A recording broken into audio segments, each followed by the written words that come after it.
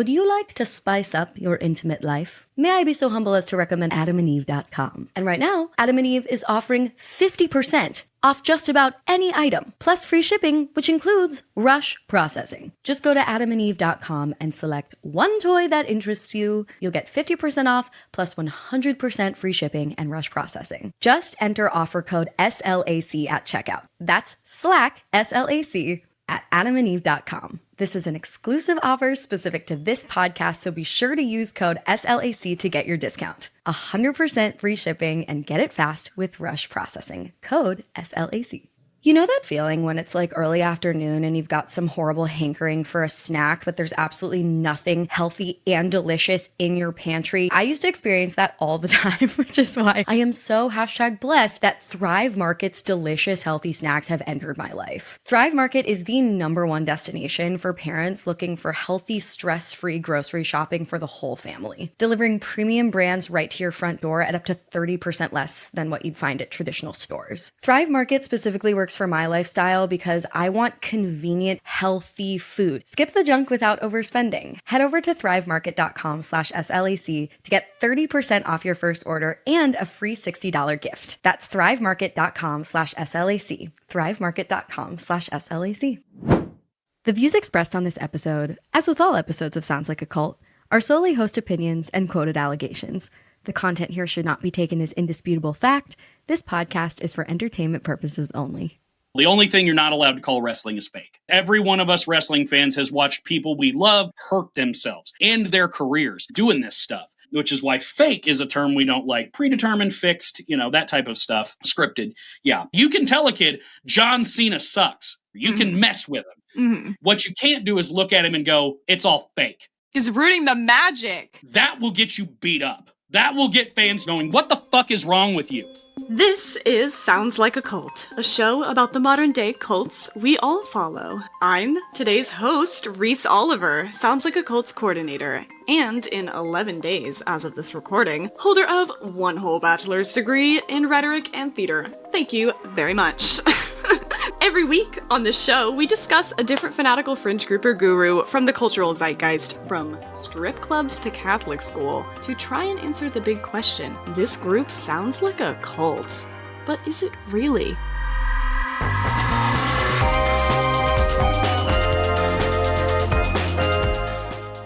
And if so, which of our cult categories does it fall into? A live your life, a watch your back, or a get the fuck out? After all, like Hannah sings it, a cult is what you make it. And not every culty-looking group these days is equally ruinous. Some cults are dangerous and devastating and life-ruining, and others are honestly just for funsies. The point of this show is to analyze all of the fun ways culty behaviors show up in everyday life, including the places you might not think to look, or places that, like a professional hot dog eater or our current news cycle, you can't help but gape at in awe. Equal parts perturbed disgust and visceral fascination. That is certainly how I have been feeling the past few Monday nights, which is my chosen denomination of this week's cult's Sabbath, sitting down in front of my television to prepare for my very first solo episode. If you haven't noticed, Amanda has abandoned me in the proverbial Walmart aisle to prepare to walk down the actual wedding aisle. Boring. Yawn. I'm kidding, I'm really excited. Anywho, I'm honored to be stepping into the ring in her stead to tackle the monstrous cult of the WWE. Wrestling is not a topic that is super straightforwardly in my wheelhouse. I don't know if you would guess that by looking at me or having heard any of my previous episodes. But as we explore just a few of the infinite tributaries of culty behaviors that lie just below the surface of this week's cult, I am confident that you will come to find it just as juicy and entertaining and deserving of a Slack episode as I do, at least from a meta-theatrical standpoint. This is a cult that I have observed in my peripheral for most of my life. I had a divorced dad, but only one that really gripped me as something I needed to dive into as a cult recently, for reasons we'll get into. But also, if you haven't noticed, this is somewhat of a theme on Sounds Like a Cult right now. We're having a little bit of a cult boy summer, if you will. We've covered Zuckerberg, we've covered incels, Playboy, all of these male-dominated cults. It's a cult boy summer. It is important to diversify your tastes, dear culties. And as icked as I am by both sports and violence, I do like fun little outfits. And after all, this show is all about learning human nature from wacky subcultures that you might not have thought to investigate in the first place. But before we dive in to this very multifaceted, deeply layered, incredible conversation, I'm so excited for you guys to listen, I do want to provide a disclaimer. Now, I am approaching this episode assuming that most of you, like me, have very little wrestling knowledge or WWE knowledge. For those of you listening that are more familiar with the very, very intricate world of wrestling, I would like to say, A, please don't be mean to me, I will cry, and B, the world of wrestling is simply too damn big for me to cover it all in one episode. If you're a wrestling fan, I am sure you know that. There are a bajillion subcults that exist within this cult, and if a part 2 is desired, or, I don't know, maybe some form of undetermined exploration of smaller subcults, who's to say, I am more than happy to deliver a rematch, as I genuinely had such a difficult time choosing what topics to cover today. All that I humbly ask is that you reframe any omissions you find yourself bumping up against, not as negligence, but as a girl having an awful lot of subject matter to cover in an hour of airtime, 2 weeks before she graduates. Bear with me, y'all! That being said, I'm so excited for you all to listen to my conversation with James. Let's get into it.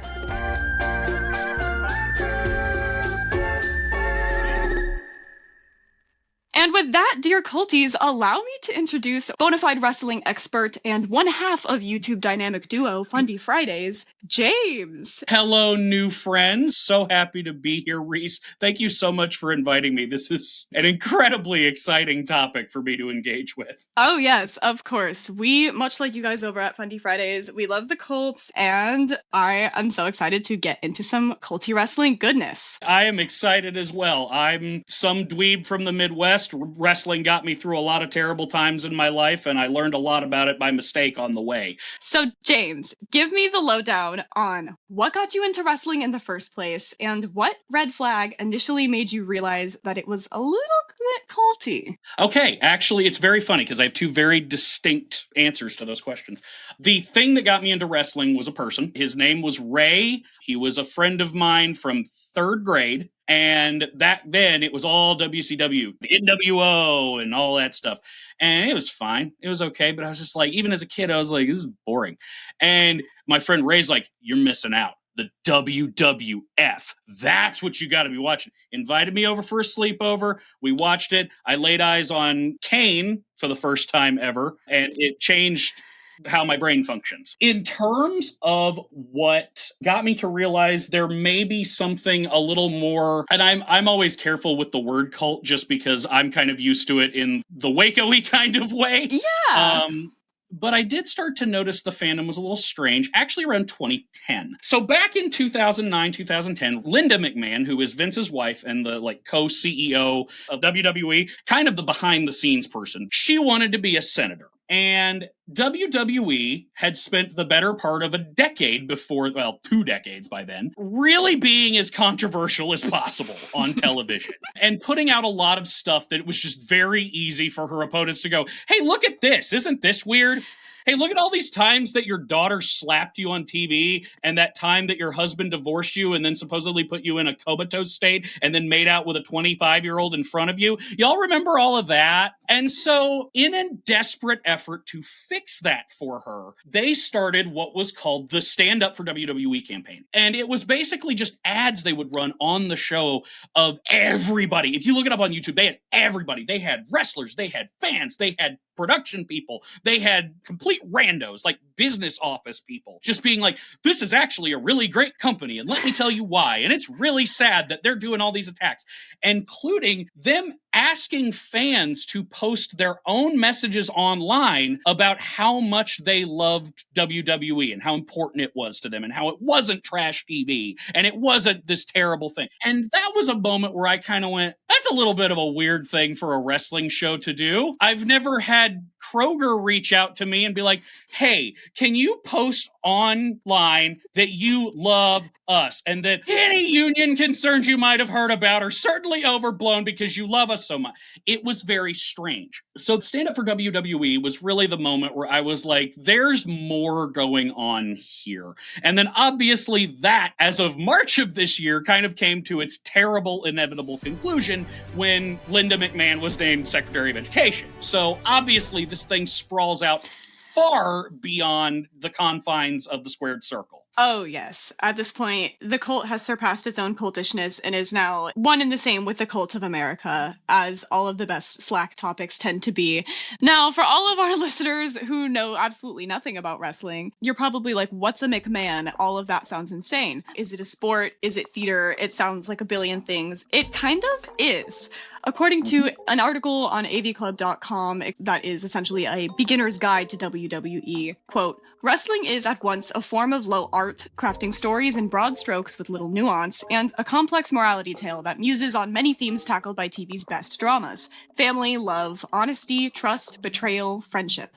It's sport, it's entertainment, it's business, and it's a lot of fun, end quote. And wrestling is so fun because it was originally just entertainment. You know, it has its roots in the carnival circuit with these fixed matches, kind of just vaudevillian, jaunty little entertainment. Since then, it has undergone many eras. We have the 50s through the 80s, the territory era, as it's known, which contained multiple different promotions, the word, to my understanding, for all of these different companies. You were mentioning the NWA, which is the National Wrestling Alliance. There's also the WCW, which is World Championship Wrestling, or previously known as the Universal Wrestling Corporation. Lots of different sub-companies in the wrestling world. Different kind of sects of the wrestling cult, if you could. And then moving through to the late 80s and early 90s, this is our golden era. Televised wrestling is really taking off here as Vince McMahon, our guy, is monopolizing the industry, and he creates the label of sports entertainment for wrestling. Late 90s, early 2000s, we have the Attitude Era, and this is where our WWE celebrities are emboldened in the larger cultural zeitgeist. The Rock, Obvi, Stone Cold Steve Austin, Vince McMahon himself, John Cena. My introduction to WWE was John Cena in the Fred movies, and I think that is a result of this era. Our current era, or maybe that would be of our current era, the reality era. I don't know. What do you think? You covered a lot there. I would argue we're in the reality era right now. I would also say that at least as of 2020, particularly the rise of another company, All Elite Wrestling, which is a whole other entity unto itself, but we're in kind of what I would call a second golden age. It's a very good time to be a wrestling fan right now. You're seeing more diversity of storylines, of people, of characters, of approaches to not only the sports element, which is very important. There is an extreme athleticism to all of this. You mentioned fixed, which is reasonable. The only thing you're not allowed to call wrestling is fake. Every one of us wrestling fans has watched people we love hurt themselves and their careers doing this stuff, which is why fake is a term we don't like. Predetermined, fixed, that type of stuff. Scripted. Yeah. And you're absolutely right in terms of the history. The product we know today probably most came to fruition in that first golden era you talked about. Under Vince McMahon, it expanded. Well, there's a lot to that, because in the territory era, those territory bounds were well respected. If you were a wrestler in the American South, you stayed in that territory because that's the people that hired you. Same with the North. There was not a lot of movement, and it was well respected among the promoters that you didn't do that. Vince's father, Vince Sr., he particularly was like, we don't touch those. We don't mess with those. We're a New York territory. We don't mess with any of that down there. And then he died, and Vince bought the company with his wife, Linda, and they promptly threw that out the window. They very actively started poaching talent, and they were able to do it because nobody else was doing it at the time. They were signing people to new contracts. They would even occasionally sign people just for them to stay home so that they weren't working for somebody else. And then when they choked out these other promotions, they started buying them up too. A lot of this came out of Vince's idea for a national wrestling product. At the time, he was kind of pioneering closed circuit, which was more regional. You couldn't watch it everywhere, and he wanted a national product. And so he did that. He and Linda, very particularly Linda, negotiates a lot of their TV contracts. They started negotiating with national television. They also recognized that back in the territory era, wrestling was hard. I mean, it was gritty, violent. And it was also kayfabe. That's a word I might use a lot. Kayfabe is the wrestling storyline. It's where everything is real. So John Cena and Randy Orton, they're buddies in real life. In kayfabe, they frickin' hate each other. Now, in the era of, the internet, in the era of Twitter and cell phone cameras, there's an old video game I played about vampires where one of the vampires said, "We live in the age of cell phone cameras. Fuck-ups aren't tolerated anymore." And that's kind of what happened with wrestling. Back in the day, if you were caught hanging out with a guy you were feuding with, you'd be fired. Hacksaw Jim Duggan and the Iron Sheik, very famously, they were feuding. They got pulled over in a car doing drugs together. They were arrested. And they were fired not because of the conduct, but because they'd given up the goat. People now knew they were actually friends. And that just kind of highlights, back in the day, that stuff was believed. Guys got stabbed. People were threatened. You did not violate the sanctity of that order. And honestly, if you expand outside the WWE, it went even harder. Very famously in Mexico, there were several prominent luchadors who would never take their masks off in public. To this day, there are no pictures of their face that is confirmed. The very famous luchador El Santo reportedly only took his mask off to shower. He would sleep in it. He would go to every event, and he hired someone to guard the door to his bathroom to make sure no one could come in and see him without that mask on. That is so culty. See, I'm getting Garments vibes. It's all a loop. Back then, they were trying to preserve the superhero element of it all. People tended to like tough guys, real down and dirty, bloody, beat 'em up type dudes. Vince recognized in the 80s that we need somebody a little bit more accessible, somebody the kids can enjoy, somebody the adults can enjoy, someone that everyone can rally around. Enter Terry Bollea, better known as Hulk Hogan. Hulk Hogan was the build-around star. I don't mean to give Hogan too much credit. There were hundreds of talented wrestlers putting on kinds of work. Hogan himself couldn't have been who he was without the incredible heels, bad guys, who helped him be that figure. But Hogan was the first national wrestling star. There were guys before him who were a big deal. There was no nationally recognized star. Hogan was that first star. And ever since then, the WWE has tried and sometimes succeeded, sometimes failed at replicating that single star model. Nowadays, they kind of abandon that because you have a lot of niche interests and people like who they like. They like different folks. And also, the internet promotes that. You can't have one or two wrestling magazines telling you Hulk Hogan's the guy. After Hogan left in the early 90s, they had trouble. They couldn't decide, is it Shawn Michaels? Is it Bret Hart? Is it Diesel? Oh, wait, Diesel just left. Okay, what do we do now? Eventually, they found Stone Cold Steve Austin, although even then, he kind of shared spotlight with The Rock and a couple others. But Stone Cold in particular was positioned as a villain opposite Vince McMahon, and it was very much a working man's type of feud. Stone Cold got to beat up his boss, and you got to watch because you couldn't beat up your boss. You wanted to go to work on Monday and kick the crap out of Bill because he's a dick, but you can't because you'll get fired. Stone Cold's not going to get fired. He's going to make Vince look like an idiot every single week, and Vince is going to laugh himself to the bank. There's a very primal element to pro wrestling, too, which is in a world where things are increasingly getting more complicated every day, we crave the simple. We crave good guy and bad guy. We crave someone to attach our faith and our drive and our hopes and dreams to, and somebody to go, boo, you suck. And we really love it when those two people fist fight each other. It's very primal drives behind it. It's an attempt to simplify the world. And the modern era, ever since like 2000, at the dawn of the internet, everything's kind of gone haywire. John Cena is often considered the last great build-around star, except people didn't like him a lot of the time. That was something that happened. But he was like a mom and children favorite, though, right? He was like a family favorite, as I understand it. Yeah, sorta. That was correct. But at the same time, when you say mom and children, well, that means dad's probably not cheering for him. Yeah. And when dad doesn't start cheering for him, kids have different reactions. I've been to probably 20 to 30 live wrestling shows in my life, and I tell people wrestling kids are cooler than regular kids. They're tougher than regular kids.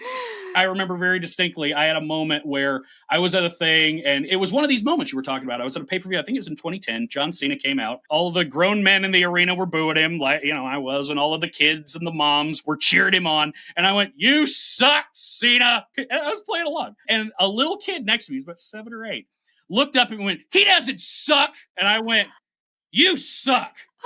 And he looked at me, and then he looked at his dad, and his dad, I'm not kidding you, this kid's dad looked at him and went, "Sorry, kid, John Cena does suck." This is so culty. This is so many different brands of culty. What the fuck?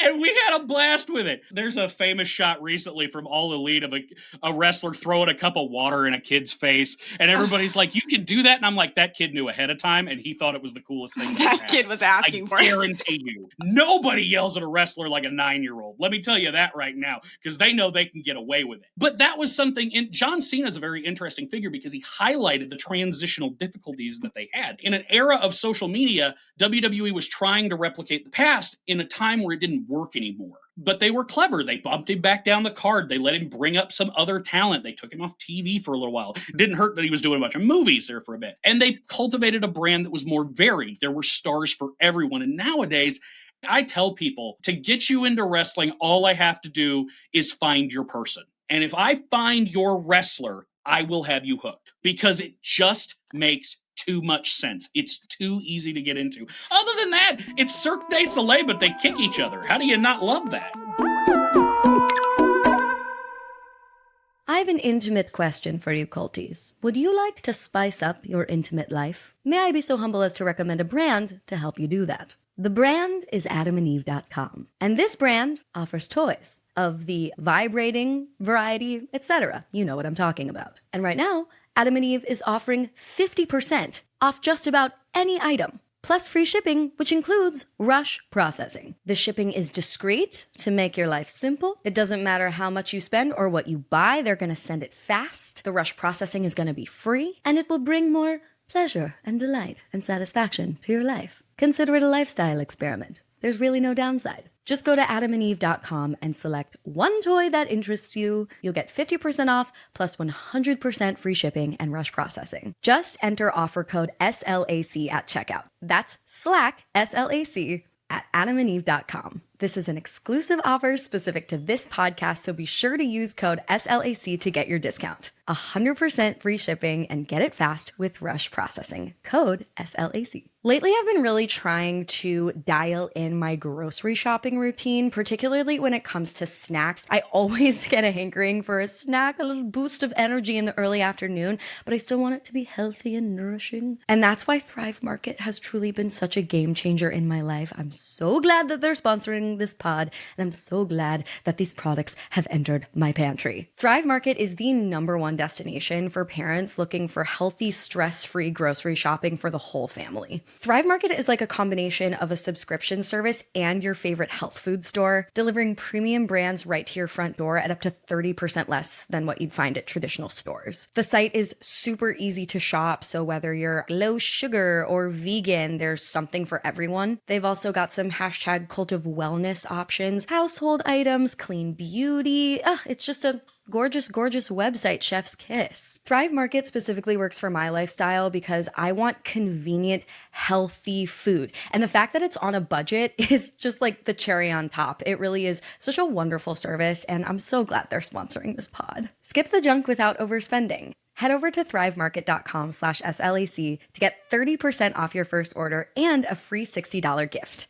That's thrivemarket.com/SLAC. thrivemarket.com/SLAC.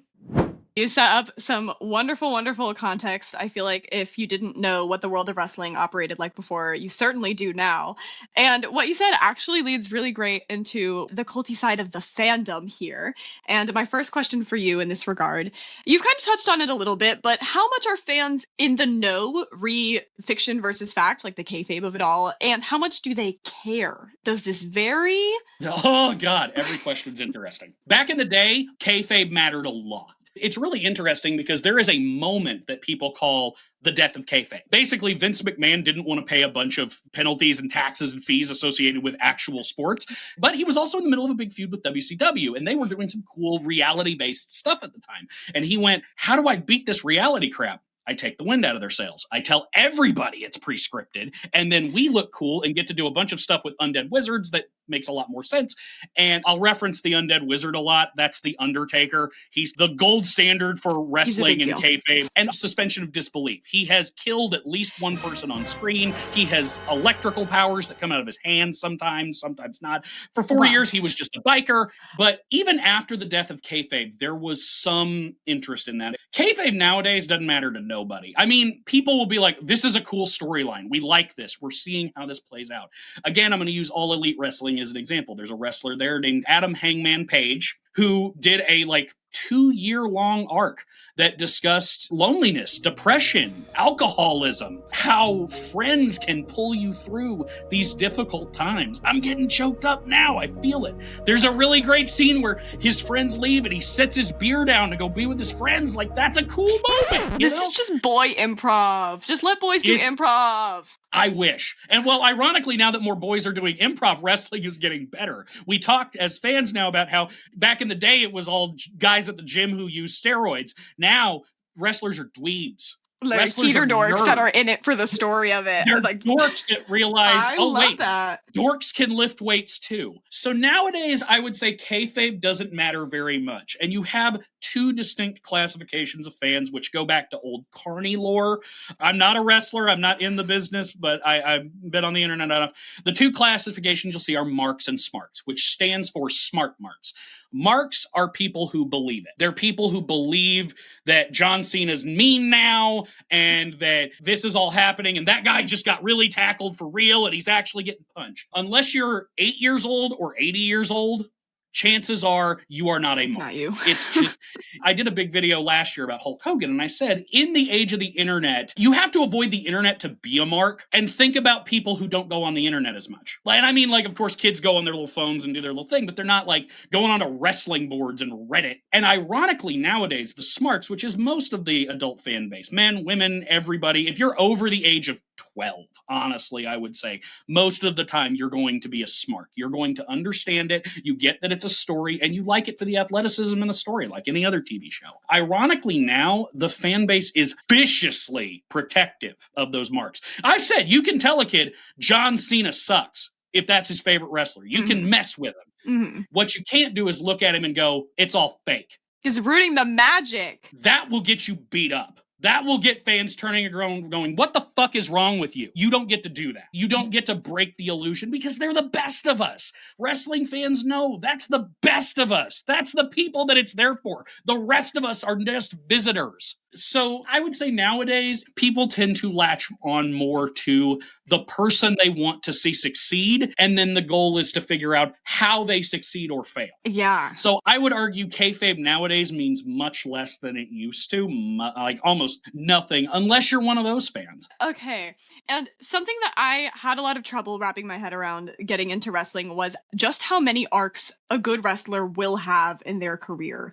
The fact that one wrestler can inhabit different personalities is something I find both very confusing and very culty. Could you please explain the lifespan of a wrestler from bottom to top of the food chain? In my research, I found at least 10 different wrestlers that have had canonical cult leader arcs or cult leader characters. It's very popular. So a lot of modern wrestling relies on a very active suspension of disbelief. I know that this is predetermined. I know that there's a lot going on behind the scenes, and I actively do not care. I want to see where the story goes. What you're describing is oftentimes described as a face or heel turn. For reference, faces are good guys in wrestling or generally beloved in wrestling. People like them. Heels are supposed to be the bad guys. But a turn essentially is when you change your character. And it can be very sudden. Oftentimes they're kind of telegraphed. You'll see in promos kind of jealous looks, or maybe very famously,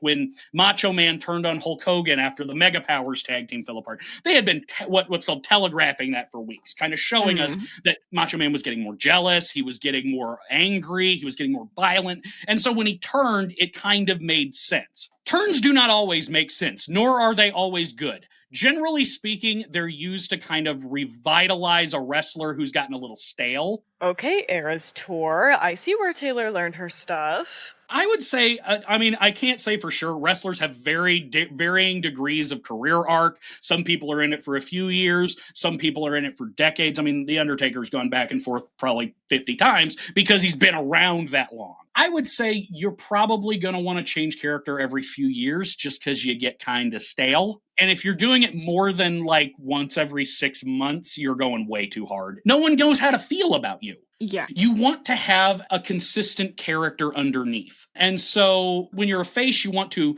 build upon those parts of the character. And when you're a heel, you want to build upon those parts of the character. That makes a lot of sense. I feel like that's definitely the best way. Like, you have to balance maintaining new audience interest while also respecting the sanctity of your parasocial relationship.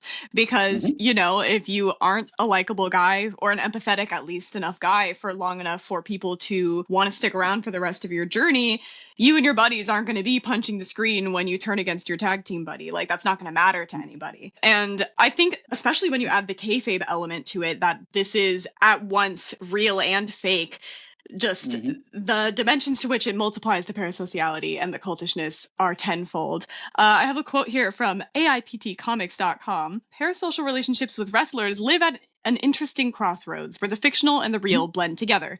Fans may look at wrestlers not just as a celebrity who they have a strong attachment to, but also a fictional character at the same time. Wrestlers are some of the only people where the Venn diagram of the fictional parasocial relationship and the real parasocial relationship is almost a circle. A ring, might one say? After all, it's common to say that wrestlers' characters are simply their personalities dialed up to 11. What else do you think contributes to, if you do think this is the truth, a wrestling fan being more culty than a baseball or a football fan? The thing about wrestling is that it really strives to give you some kind of engaging ending. And I'm also a huge NFL fan. A lot of football games are boring. I watch a lot of highlights because they don't care. By the third quarter, if your team's down by 30 points, you know they're going to lose.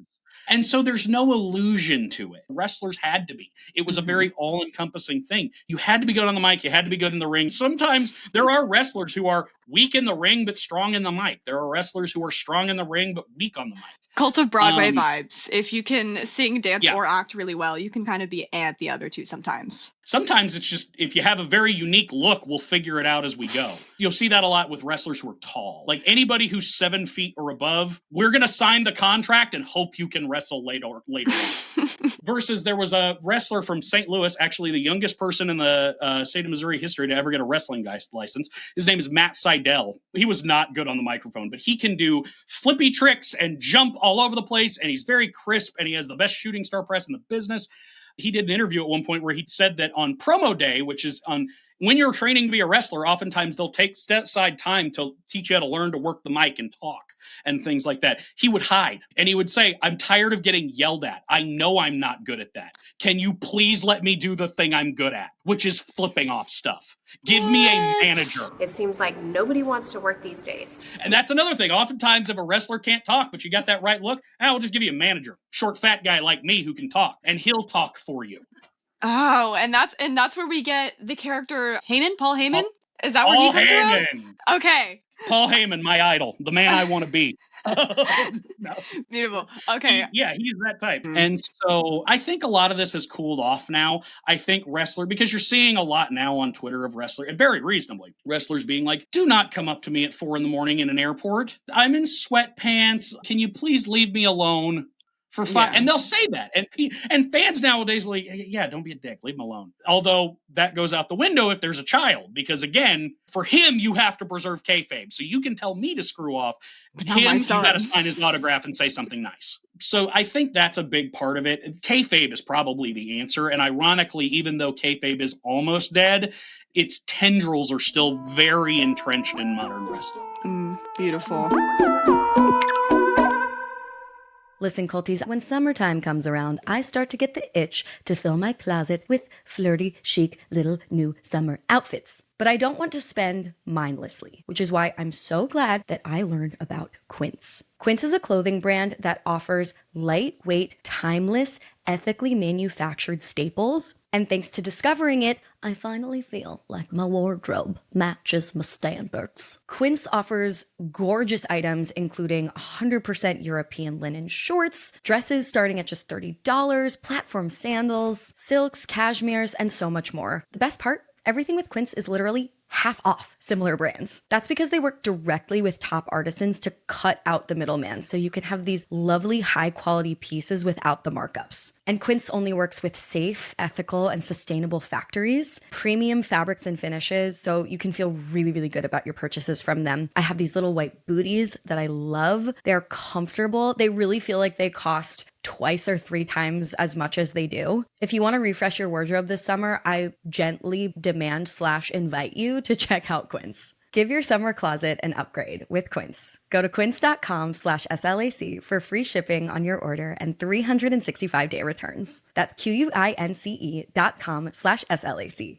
to get free shipping and 365-day returns. Quince.com/SLAC. This podcast is brought to you by Squarespace. Squarespace is a household name. It is the all-in-one website platform for building a beautiful website, whether you're an entrepreneur or an artist or just a professional hoping to look like you know what you're doing online. They make building a stunning website that matches your brand or your career super easy. And they also make it simple to sell anything online, whether you're vending products or content or even your valuable time. I just updated soundslikeacult.com this morning. That's a Squarespace website. I ain't a computer programmer or anything of the sort, and yet I'm able to update the website effortlessly thanks to Squarespace's features, including their design intelligence, which combines decades of industry-leading design expertise with their cutting-edge AI technology to help you create the website of your dreams. They also have built-in SEO tools so that you rank highly on search engines, and in just a few clicks, you can set up Squarespace payments, allowing you to sell things on your website and use the payment method of their choice. If you're thinking of building a website for the first time or switching to a new platform, I really recommend Squarespace. So head to squarespace.com for a free trial. And when you're ready to launch, go to squarespace.com/cult to get 10% off your first purchase of a website or domain. So now we are going to move into something that has been peppering this entire conversation: the lingo, the rituals, all of the good little things that make up a beautiful cult. I don't think I would have been able to understand Raw without, I've been watching it with my boyfriend and his best friend, both of whom are frat alumni. And that is really the only thing that's kept me afloat. There's a lot of different categories of lingo, because obviously there's like the wrestling moves themselves. And those are somehow innumerable, but also like the same 4 things. It's very Taco Bell menu vibes, where it's just like rearrangements of all the same ingredients. And then there's also lingo in terms of, like, fans of the show listening to this, when you say promo, if you've never watched wrestling before, even that, like the terminology of what that means, the structure of WWE in itself invites so much lingo, I think because of its ritualistic nature. Every Monday you come and you sit and you do this thing, and it's going to go in this exact order, and all of these different pieces of the puzzle are very important. Give us like a few good beginner ones and a few of like your favorite fun ones. The beginner ones, I would say kayfabe is the big one, the storyline. And going along with that, there's kind of a dual phrase called works and shoots. Works are things that happen in kayfabe. Shoots are things that happen outside of kayfabe. Back in the territory days, shooting meant this guy's pissing me off. Now all of a sudden, I'm not doing this pre-scripted stuff. I am punching this man. I am hitting this man. We are going to scrap. Now. It's so scientific, like just very heavily sanctioned violence. Just at this point, I'm allowed to be this violent because he's going out of the script this much. It's so funny to me. Well, one of the things that I hear sometimes, potato in wrestling. A potato is a punch that was supposed to be pulled but wasn't. So works and shoots, and then what I called the love child, the worked shoot, which is what I was talking about when it's like, you cheated on my wife. If they turn that into a feud, then that's a worked shoot. We're doing it in storyline, but it is based on real stuff. Faces and heels, good guys and bad guys. There's also a third category that's gotten more popular, the anti-hero, which is a wrestler that does heelish things, but they're so cool, they tend to kind of get a face-like crowd reaction. This actually traces pretty closely to the NWO. You saw really charismatic heels back in the day. I mean, obviously, like, maybe the most charismatic wrestler of all time, Roddy Piper, but he was hated. He was a heel. People were like, he's a badass. But, like, nobody was trying to be like, no, he's actually a good guy. Nowadays, The anti-heroes are kind of more popular just because they're more layered, they're more nuanced. They really tap into that like best heels are always a little bit right type of thing. Yeah. And then ironically, there's no term for the other direction, I would say. Just bad booking is what they call it. A face who is not getting the response is getting a heel response. The booker's the person who runs the show. They set up the matches. They usually predetermine the finishes. A lot of people don't know. A lot of the stuff that goes on in a wrestling ring is ad-libbed. Like they make that up as they go. They're just so trained. They'll have like 4 or 5. I want to do this move off of this ladder. I want to do this thing to you. I want to hit you with 2 of these. I want to do this. And then they figure out everything else as they go. WWE in particular, the referee is actually a lot of times the conductor of the match because the referee has an earpiece into the truck. And so the truck is telling the referee what to tell the wrestlers. And anytime someone is like leaning into someone or checking on someone or anything like that, they're talking. They're planning the next thing out. And nowadays, fans like to listen for it. You can hear be like, whip me in the corner. If a guy like doesn't bring himself down enough, there's microphones everywhere. WWE famously microphones the ring so the slams sound better. A lot of people go to an indie show and they're like, why doesn't it sound as good? Because WWE's mic in the ring. The terms are good. And I think because it is broken down to its, like you were saying, its simplest structure of what pushes our little dopamine buttons and how people interact with each other in the simplest of ways, it's just absolutely any conflict ever. Once you start looking at it in terms of wrestling, it's impossible to kind of separate the two things. We use this too a lot. It's like Christian fundamentalists often use the phrase season of life. I'm in a difficult season of life. I have yet to find an expression that hits like that. And we still use it. We say this is a season of life. I also have another favorite I'm going to tell you because it's a little bit of an interesting one and kind of shows off the weirdness of the interaction between wrestlers and the wrestling brands and the fans. So there was a phrase back in the day, and I actually am old enough that I watched this change in real time. You'll hear it called throwing the X. Is what it is. And what it is back in the day, now usually you didn't see this on camera because it's a rule that if somebody's injured, take the camera off them. Put the camera on somebody else. But sometimes you would see a referee very particularly do something called throwing the X, which is throwing a big X with your arms. And usually they would turn towards the ramp and start doing this. That was the somebody is legitimately hurt symbol. We have a problem. I have to stop this match. And then fans started noticing it. And then fans started looking for it. And then all of a sudden, throwing the X was really interesting. When the X was thrown, all of a sudden, fans started watching more. And then it turned into a storyline thing to now where we joke like, there's probably another code we don't know now that they're doing. Because I remember very distinctly, there was a wrestler I really liked named Eric Young. And there was an angle he was doing at one point. I can't remember if it was a doll or a mannequin or something, but he had this like inanimate object. He was attached to it. It was like his best friend, his lover, or something like that. It was weird. Okay. At one point, the mannequin got its head knocked off in the middle of a match. Wow. And Eric Young turned around and threw the X. And very, like, tears streaming down it. Like, she's hurt! She's hurt! We need help! And I was like, okay, so throwing the X is officially dead. That does not mean a damn thing anymore. Wow. Got it. Thanks, Eric Young. So that's one of my favorites is because I watched throwing the X go from something very serious to something very stupid. It's the wrestling gaslight. Yes, it's very much like that. Now it's just nobody knows what it means. Nobody knows. Nobody cares. And on that note, I noticed this a lot in watching Raw, looking at all of the promos. Like you were mentioning Twitter feuds.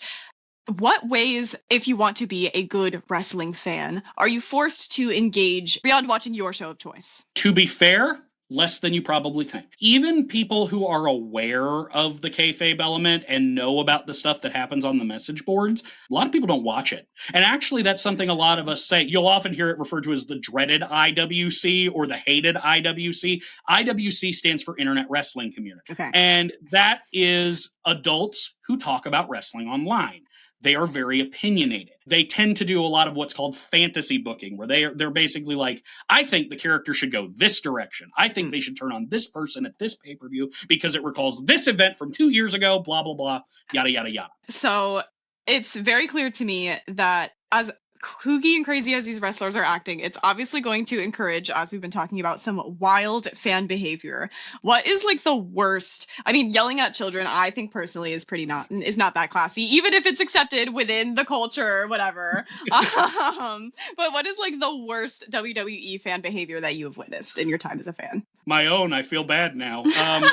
Sorry to that kid. I was caught up in the moment. And to be fair, his dad agreed with me. No, I think the kid probably wanted it. The worst fan behavior, one thing I've noticed over the past decade or so, and I'm sure it's always happened, but particularly for women, weird sexualization is a thing that happens a lot. You're seeing this now with Rhea Ripley, who I love. I saw her debut match. Rhea Ripley is a great wrestler. She's also a very tall goth who a lot of people found very attractive, and they leaned into the goth mommy thing. I remember a very distinct moment that really disgusted me, and this was from a few years ago. This is probably 10 so years ago. There's a wrestler, media personality named Saraya, just recently left Ronnie Radke, thank God. In the WWE, she wrestled as Paige, so I oftentimes call her Paige. And back when Paige started, she was very popular because, again, people saw the hot goth girl coming up on the website and started being like, we want to see her, we want to see her, we want to see her, bring her out. So what they do, they fired her out onto main. They gave her the title on her first night on the company, took it off AJ Lee, who was very popular, and she was 20. She was a decent wrestler. She'd been wrestling since she was like 13, but she was green. She was very new. She was learning, and she couldn't handle a role that big. And ironically, the crowd, I feel like, ended up burning her star out. Very quickly because they were attracted to her, not because they thought anything. And there was a very famous moment I remember, at least it was famous in my circle of friends, because we all just kind of like, God, wrestling fans suck. Back in the day, WWE used to have a website where you could buy what was called like ring worn gear. So like the t-shirt that Jey Uso wore to the ring. I don't like where this is going. Or his boots. Usually these items would sell for a few $100s, maybe $1,000 if it was like, you know, John Cena's shoes from WrestleMania or something, like a big one. They put up one of Paige's like cut off t-shirts from the thing, and they had to stop the auction. It was an auction site at $10,000. That's nasty. $10,000. I don't know if it was a rumor or true. Supposedly there was talk that before that they were going to also put her shorts up, and they were like, not only are we not doing that, they got rid of the entire website after that t-shirt. They just jettisoned it out of existence because they're like, this is a terrible idea and you can't handle it. So this is why we can't have nice things, guys. Nobody gets ring-worn gear. So I would say being creepy, demanding too much wrestling. I also think that you have to remember that not every wrestler is for every person.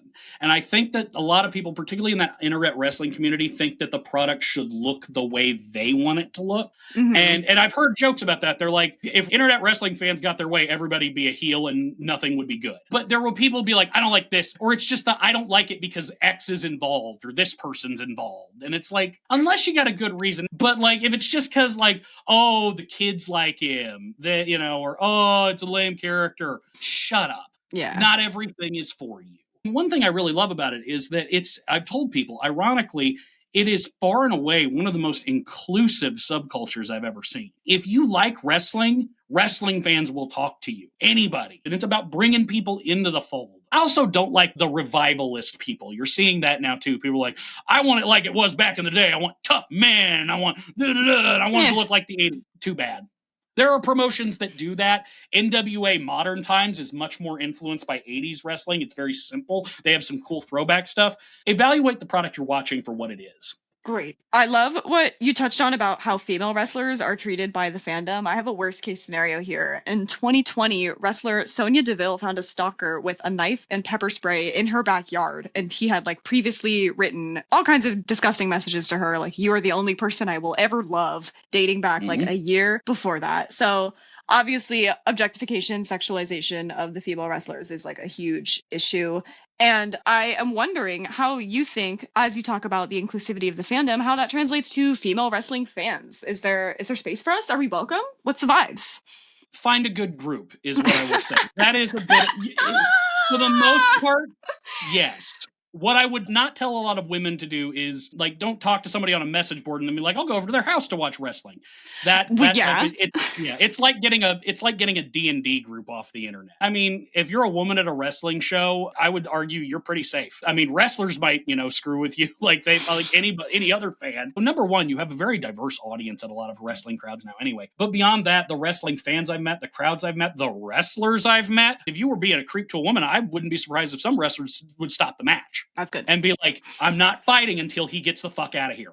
That's good to hear. Out of the building, want him gone. And that's one of the nice things you can do with the death of kayfabe. We can stop this match and then start it right the fuck back up. That's but a with really you good in the parking point. lot. So I would say at a live and I encourage every human being on earth, go check out some live wrestling. Go look in your area. There is always a promotion. There's always some guys who built a ring out of tires at a bar, and they're going to, for $10, you are going to get the show of your life. You are going to get the show of your life. And there's a very good chance with how wrestling works that you're going to see someone that you saw at that bar show 5 years later on WWE. In turn, the only place I would say that women are treated like shit in the wrestling fandom is either by the bookers, and that's usually if it's just Vince McMahon, and on the internet. You'll see a lot of that sexism, like we've seen in a lot of other subcultures. The sexist assholes still thrive on the internet. But at a live wrestling show, I mean, if you're talking to normal fans, I think now is the time for women, get in. And if a guy's being a shitheel about it, let other fans know, because he's in the minority. They will box his ass out.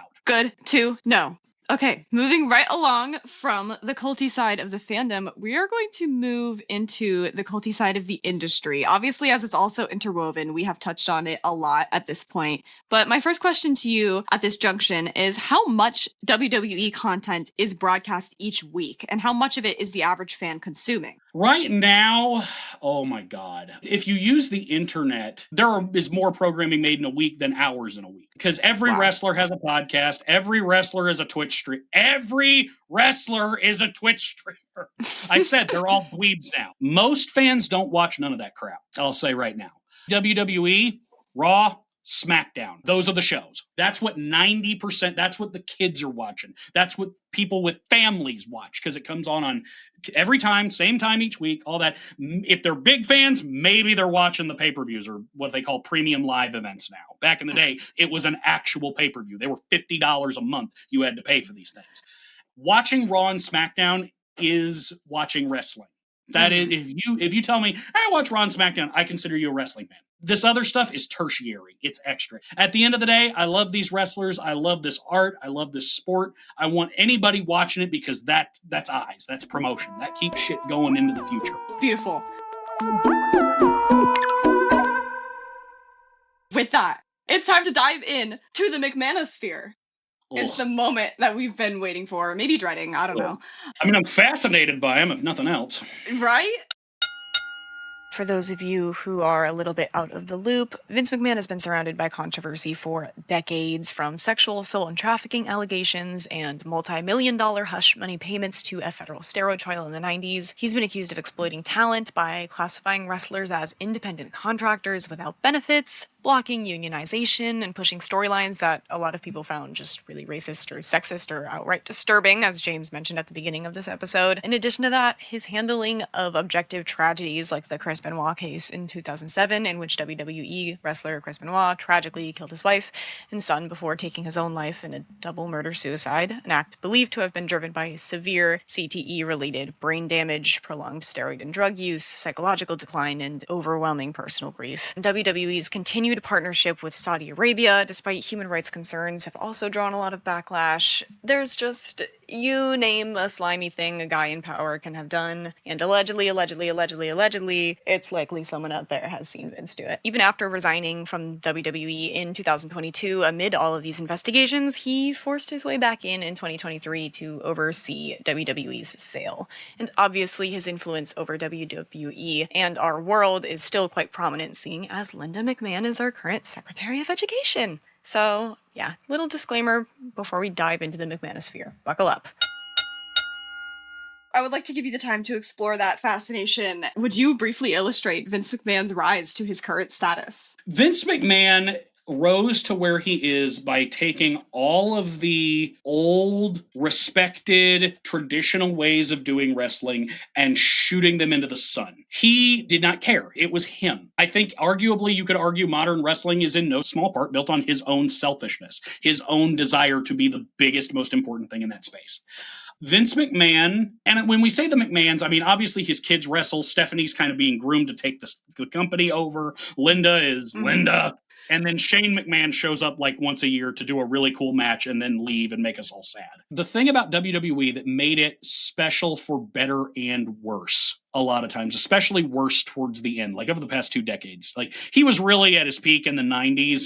Once it moved to like 2002, Vince started to lose his luster real fast. But the big difference with that was Vince was notoriously a control freak of the highest order, and Vince had to approve every single thing that took place on the show. Not only that, Vince could change every single thing that happened on the show at will. And I mean, 10 minutes beforehand, he would say, hey, I decided I want the other guy to win. You're not going to get the title. You're going to lose it. I'm going to go get a coffee. And they would just have to figure that out. Like, it would just be like, Vince said it, so do it. There's a story I remember. There was a wrestler a few years ago. It's funny because her real name is Barbie Blank, which I was like, that's way better of a wrestling name than you could come up with. Just do that. Yeah. The WWE likes to trademark names so that you can't use them when you leave. It's a whole thing. They called her Kelly because for a long time, also, they only gave the women one name. Most of the men would have 2 names. The women would have 1 name. But Vince decided Kelly sounded boring. He's like, I don't like that. I want to change that. So right before she was set to debut, his grand solution to that was he called her Kelly Kelly. That was her name. That's what Vince came up with. Everyone thought be in charge. Everyone thought it was stupid. She didn't like it. Nobody liked it. Vince liked it, so it went. That's kind of the situation. Likewise, Vince also will ruin careers. Like, he'll make you, but he's probably ruined 10 times more careers than he's made. For every Hulk Hogan, there are 10 beloved wrestlers that just didn't make it in Vince's eyes. And then also, Vince is very known for getting really latched onto certain pet projects. His biggest one was, a few years ago, the attempt to make Roman Reigns the new John Cena. Fans didn't like it. Critics didn't like it. Nobody liked it. Vince liked it. And so every week, Roman Reigns would be sent out there to get booed viciously. He had to go out there. He got booed for 8 straight minutes. 8 straight minutes. Can you imagine having 30,000 people tell you they hate you and they don't like your work and they don't like what you're doing for 8 minutes straight? And he held it. He did it. Bless his heart. Oh, that's brutal. Vince's ego was professional wrestling for the longest time. And then he couldn't handle that. So he would get more aggressive. He would book things worse. He would hire less capable, big, beefy man wrestlers and make them do more things. And things started getting better as a wrestling fan the farther out he got. The farther away Vince gets from it, the better things are, is how it feels, for at least for me as a fan. He had his heyday. I mean, he's a disgusting human being by all accounts. I will give him his credit that there was a period in wrestling that I really loved as a child that he was primarily responsible. Mm-hmm. But that was 1999. That was 2000. That's not 2025. He can't do it anymore. And not only that, he's just a terrible person, like down to his bones, like it seems like. And so it's hard to separate wrestling from him, even though wrestling is much bigger than him. I mean, he wasn't running indie promotions, and that's where a lot of people fell in love. He wasn't running TNA, and that's what mattered to a lot of people. But Vince determined the cultural zeitgeist. If Vince started pushing this wrestler, other promotions would try to get their version of that wrestler. And in turn, I think that ego trip kind of created a 20, 30-year feedback loop where why would Vince ever think he's wrong, you know? Mm-hmm. And then on top of that, he's using, abusing, exploiting everybody who comes in range, anybody in his company. And it just, you end up with this thing that's very beloved, but because of this one particular individual, and it's not just him, but it's predominantly Vince, it has this very dark history. And so as a wrestling fan, especially as an older wrestling fan, you're kind of always rectifying with Vince's legacy, I guess, or grappling with it, no pun intended. Yeah, I think that's a brilliant way to put it. Quickly before we get into our game, what is your perception of the overlap between right-wing politics and the WWE as it exists in our current world and how that reality came to be? Obviously, feel free to use Hulk Hogan to explain this. Well, actually, ironically, I was going to, and I have to use 2 more wrestling terms. Pops and heat. Pops are good reactions from the crowd, like face reactions. Woo, we love you. That's a pop. Mm-hmm. Heat is boo, we hate you. But it can also be like, I hate this wrestler. I wish he wasn't on TV. Heat is a little more complicated than pops. And then there's a thing called cheap pops, which are like, Mick Foley used to do this very famously, and he called them cheap, like they were known cheap pops. And he would come out and he'd be like, I'm really glad to be here, glad to be back right here in St. Louis, Missouri.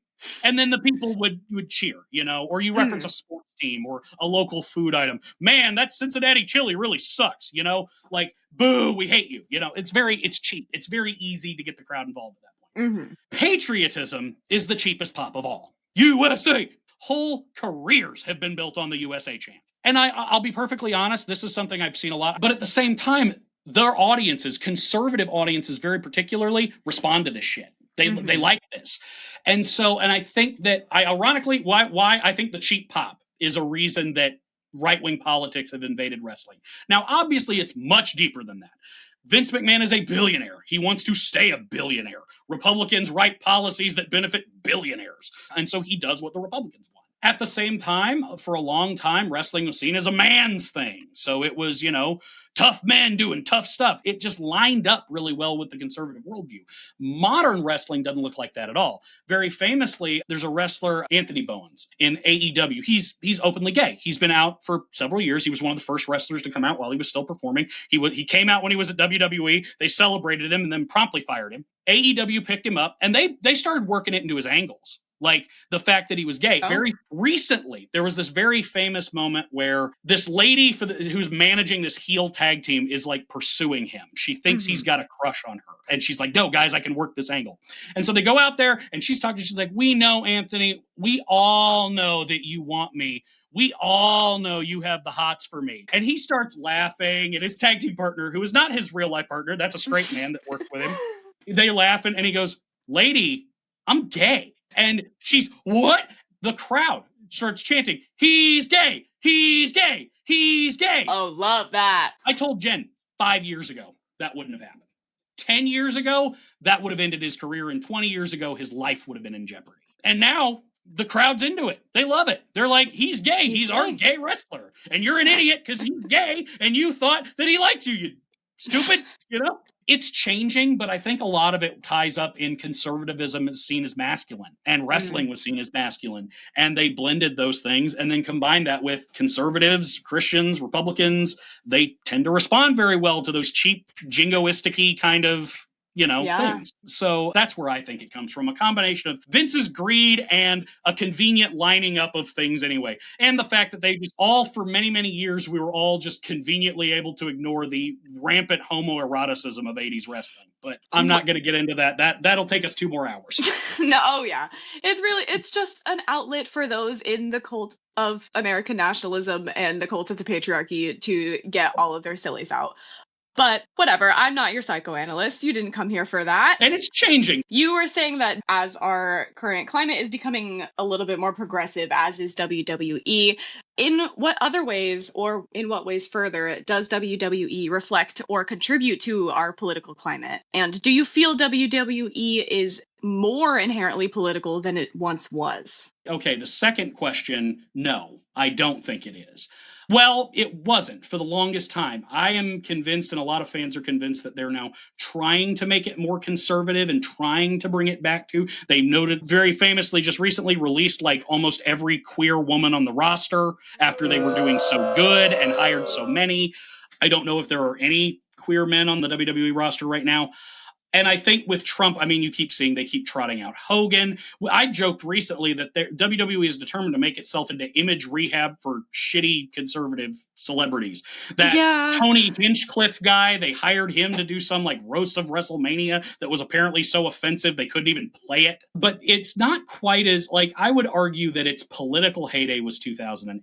That's when I think it was at its most political. That was when Smackdown Your Vote, that was their Get Out the Vote campaign that they had done for a long time, which, again, is most likely tied to Linda McMahon's political aspirations. But they were, at the same time, there was a moment in 2008 where John McCain, Hillary Clinton, and Barack Obama not only did pre-taped promos for a show, but they came up with catchphrases. They made them sound like wrestlers. I still remember it very famously. Do you smell what Barack is cooking?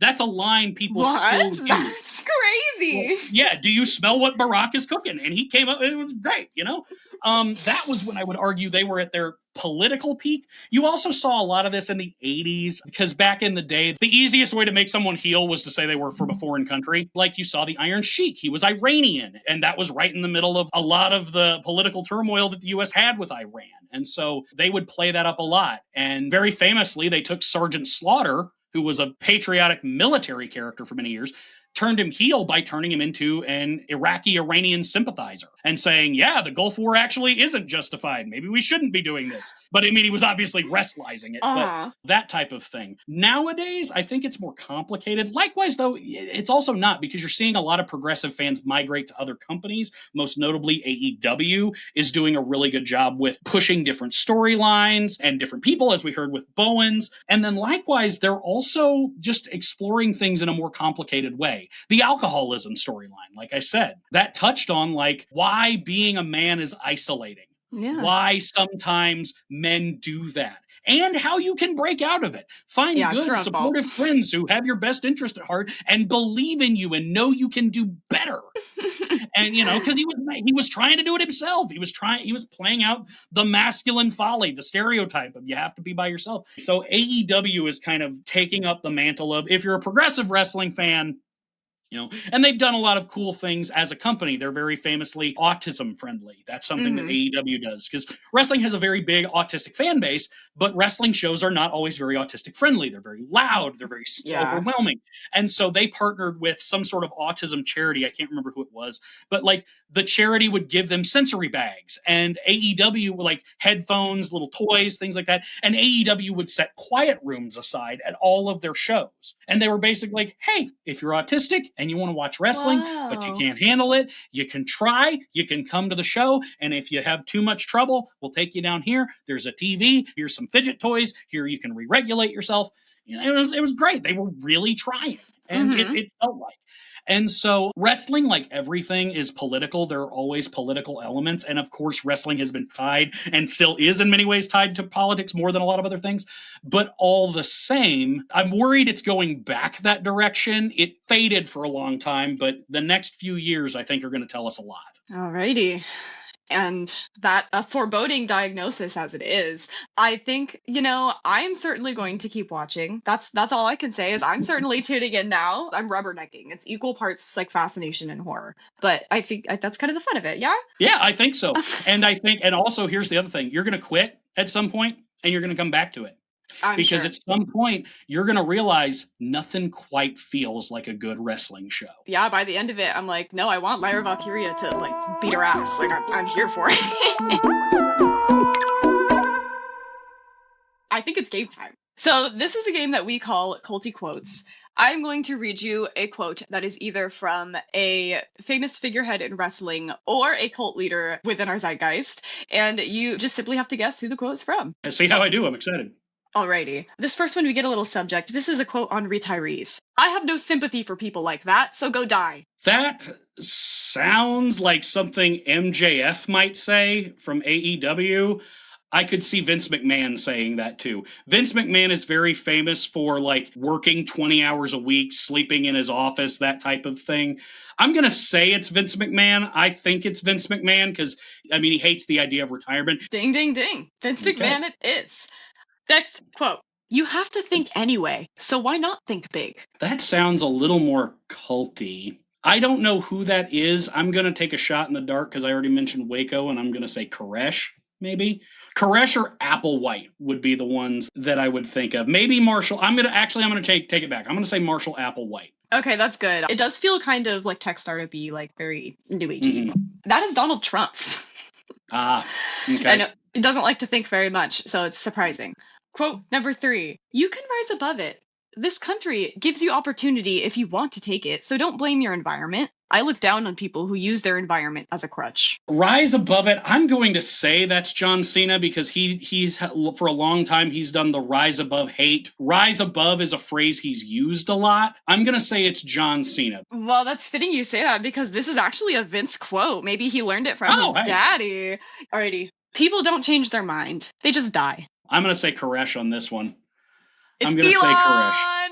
Elon! Okay. Yeah, that sounds edgelordy. Okay.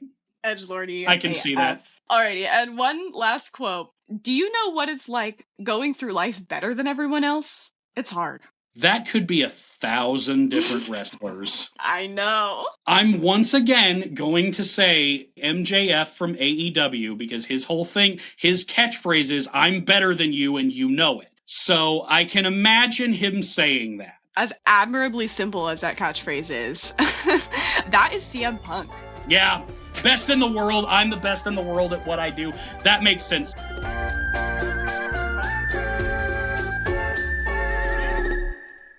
We have reached the end of our journey. Thank you so much for duking it out in the ring with me. And now I only have one more question left for you, and that is, out of a live your life, a watch your back, or a get the fuck out level cult, which of these cult categories do you think the cult of WWE falls into? Watch your back. This is firmly a watch your back situation. And I say that because I will never tell anyone to run from wrestling. At its heart, at its very core, is something beautiful and pure. And two people pretending to have a fight because fundamentally, as a species, we have not evolved out of our love of watching fights. We like it. Our brains have not gotten that far yet. Wrestling is amazing. It's been responsible for some of the best, most life-affirming things that have happened to me. I've met my best friends through it. I've had my best memories. It's always there after a tough day. Watch your back because it is still a very tricky space in many regards, especially as an adult. As a kid, chase it. I mean, I can't even say that because nowadays I don't know what kind of messages they're putting in on kids. But like, as an adult, you have to be careful because Jen and I, one thing we talk a lot about on our channel is pipelines, the algorithms and the pipelines they put you on. And wrestling is very emotional and it can throw you into a pipeline before you even realized it.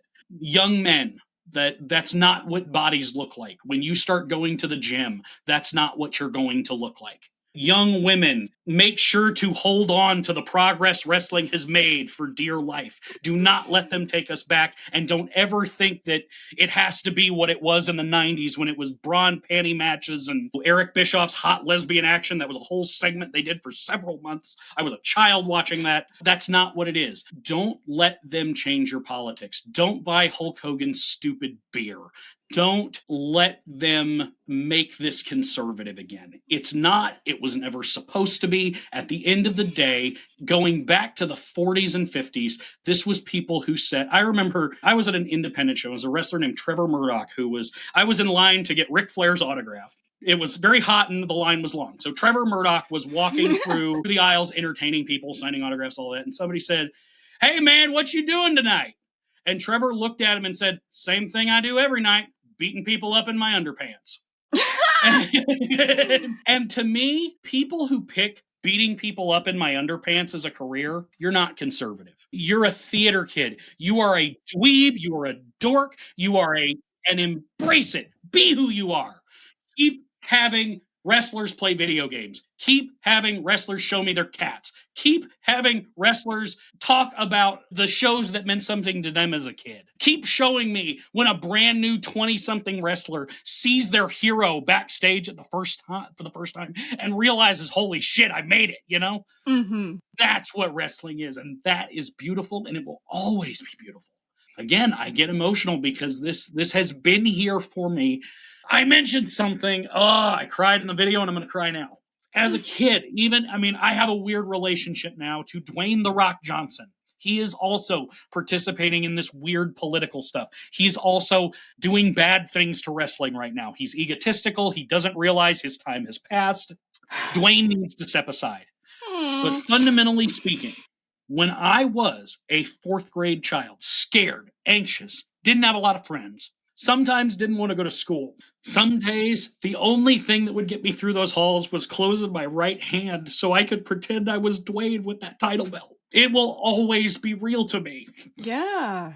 And I see now there's an indie wrestler, or not indie wrestler, he's on WWE. Penta. You probably saw Penta with the mask. I've been watching him.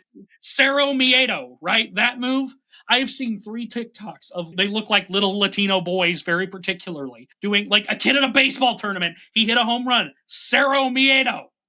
Aww. Kid sees his dad at like picture day. He sees, "Hey dad, Cero Miedo." You know, that's timeless, that's pure, and we can't let him take it away from us. All of that for a watch your back. I would love to see you speak passionately about a live your life. It's live your life in terms of wrestling. Go in head first. Dive in. Go watch wrestling. Go to a live show. I don't care if you've never been to a live wrestling show.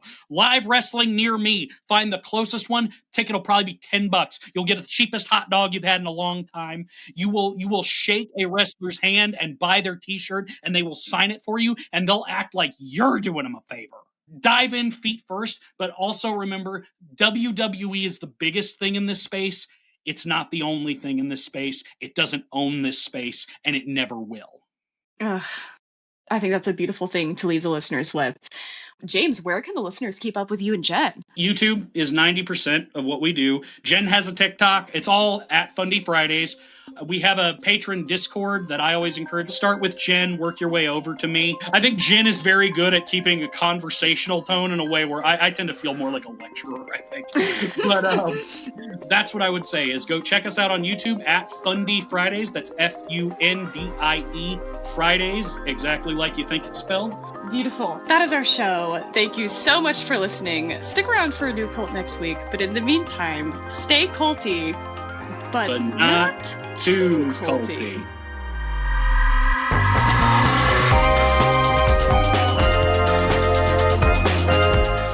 Sounds Like a Cult was created by Amanda Montell and edited by Jordan Moore of The Podcast. This episode was produced and hosted by Reese Oliver. Our managing producer is Katie Epperson. Our theme music is by Casey Colm. If you enjoyed the show, we'd really appreciate it if you could leave it 5 stars on Spotify or Apple Podcasts. And if you like this podcast, feel free to check out Amanda's book, Cultish, The Language of Fanaticism, which inspired the show. You might also enjoy her other books, The Age of Magical Overthinking, Notes on Modern Irrationality, and Word Slut, A Feminist Guide to Taking Back the English Language. Thanks as well to our network, Studio 71, and be sure to follow the Sounds Like a Cult team on Instagram for all of the discourse at Sounds Like a Cult Pod, or support us on Patreon to listen to the show ad-free at patreon.com/soundslikeacult.